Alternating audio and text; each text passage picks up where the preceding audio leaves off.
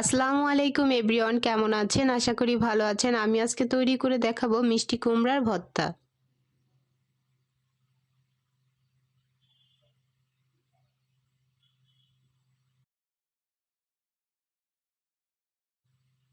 সেজন্য আমি এখানে 1.5 কাপ পরিমাণে মিষ্টি কুমড়া নিয়েছি। মিষ্টি কুমড়াটাকে সুন্দর করে ধুয়ে আমি পরিষ্কার করে কেটে নিয়েছি টুকরো করে।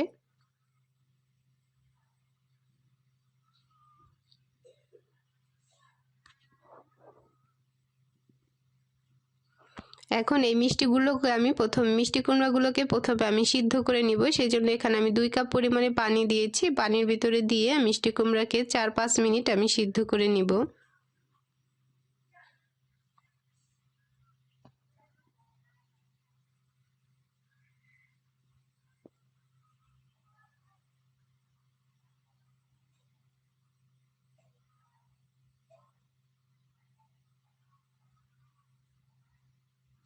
সুন্দর করে নেড়ে চেড়ে মিষ্টি কুমড়াকে সিদ্ধ করে নিব। সিদ্ধ করে কিন্তু আবার পানিটা ফেলে দেওয়া যাবে না। আমি সম্পূর্ণ পানিটাকে শুকিয়ে ফেলেছি এবং মিষ্টি গুঁড়াগুলো কিন্তু সিদ্ধ হয়ে গিয়েছে।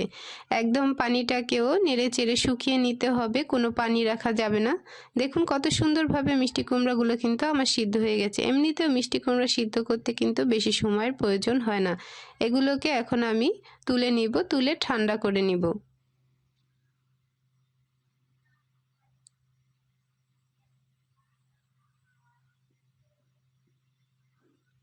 ভর্তাটাকে তৈরি করার জন্য আমি এখানে নিয়েছি 2 টেবিল চামচ পেঁয়াজ। পেঁয়াজটাকে আমি কুচি করে কেটে নিয়েছি।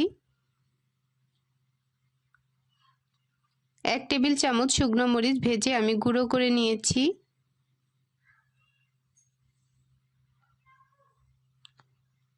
হাফ টিস্পুন লবণ, 1 টেবিল চামচ ধনিয়া পাতা কুচি করে দিয়েছি।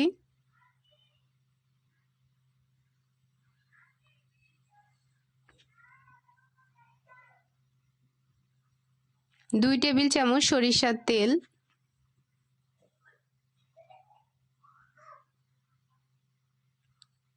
সবকিছু দিয়ে হাত দিয়ে সুন্দর করে মেখে নিব চটকিয়ে।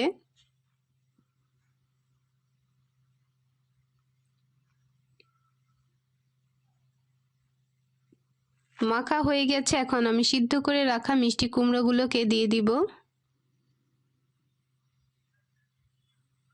এগুলোকে দিয়েও হাত দিয়ে সুন্দর করে মেখে নিব। সুন্দর করে মেখে নিলেই কিন্তু আমার ভর্তাটা হয়ে যাবে।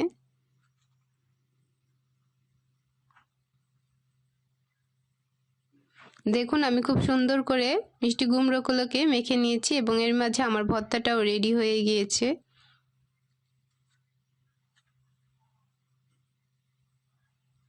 তৈরি হয়ে গেল ঝটপট মজাদার মিষ্টি কুমড়োর ভর্তা। চাইলে আপনারাও সহজে বাসায় তৈরি করে নিতে পারেন। Hey there. Subscribe to my channel.